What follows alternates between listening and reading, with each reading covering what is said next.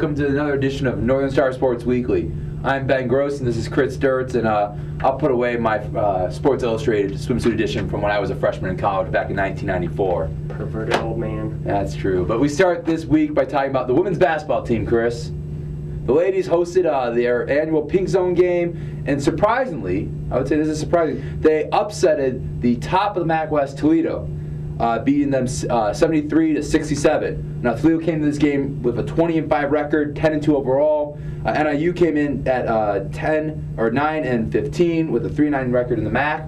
But Marquis Freeman led the way with 24 points. Kylie York added another 16 points, converting 5 of 8 from behind the arc. And Sarah Rogers added another 14 points. Rogers also led the team with 9 rebounds. What was really crucial in this game was center Ebony Ellis returned off the bench, not in the starting lineup, but off the bench, and gave a solid 16 minutes for the Huskies. While Ellis was held to only 5 points, 3 rebounds, and 1 block, her presence definitely changed the game against the Rockets.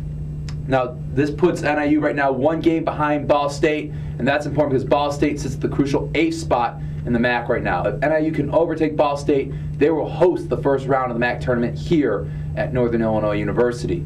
NIU's next game is against Ball State this Tuesday, but it's at Muncie, Indiana.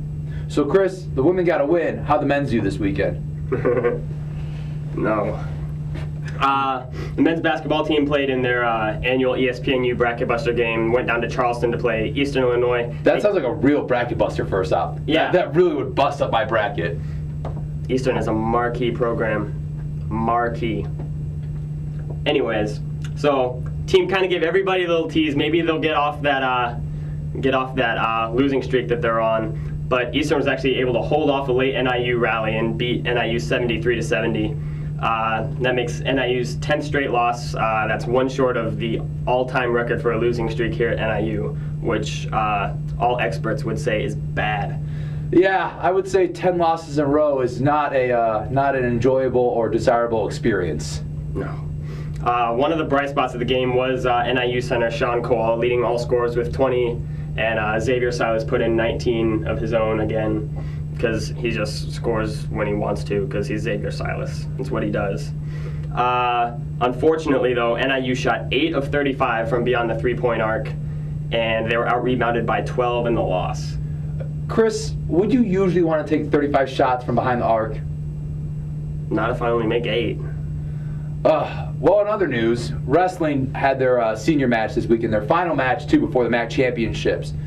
It wasn't too good for the wrestling team either, losing 25-8 to Buffalo. One bright spot was Rudiger. Daniel, he won, his only senior on the team, won his match, along with Pat McNamara and heavyweight Dakota Greenhow. But other star on the team, Brian Deutsch, lost to a pin, and NIU was never able to recover, losing 25-8. As I said, they won't be back in action until March 6th, March 7th, that Saturday and Sunday, when they head up to Central Michigan for the MAC championships. So, Chris, wrestling didn't do so good, men's basketball. Please tell us, how did gymnastics do? Do we have some better news there? We've got a little bit better news. Gymnastics was on the road at Kent State, who's the MAC favorite, by far the best gymnastics program in the MAC. They had a 3-way meet with Kent State and Rutgers, and they were able to come in second. They beat out Rutgers, but Kent State just dominated the meet. I mean, their scores were, I think they scored about 2 full points higher in the end. But the good news is that NIU raised their season-high team score for the 6th straight meet with a score of 192.775. The win was Kent State's 16th straight over a MAC opponent, which is really good when you consider they only play maybe 4 or 5 MAC opponents in a season. Individually, junior Holly Reichert and sophomore Tanya Rashan competed in the all-around. They had nearly identical scores, placed 3rd and 4th. And next up, they've got Central Michigan here on Sunday for their final meet of the final home meet of the season. Excellent. And other news, too, the NIU men's baseball team was on the road this weekend playing number 5 Arizona State.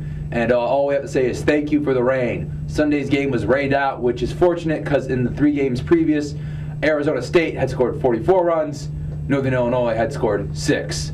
Game 1 went to Arizona State 8-0, Game 2 went to Arizona State 10-5, and Game 3 went to Arizona State 26-1. but they got to go to Arizona. They did. They got to escape the snow. Which is nice. Well, ladies and gentlemen, that's it for Northern Star Sports Weekly. I've been Ben Gross. This has been Chris Sturts. We think hopefully you've enjoyed the Reds hooded sweatshirt edition of this weekly broadcast, and we'll see you for next week's edition. Have a great week. It's the dumbest thing you've ever said. Hey.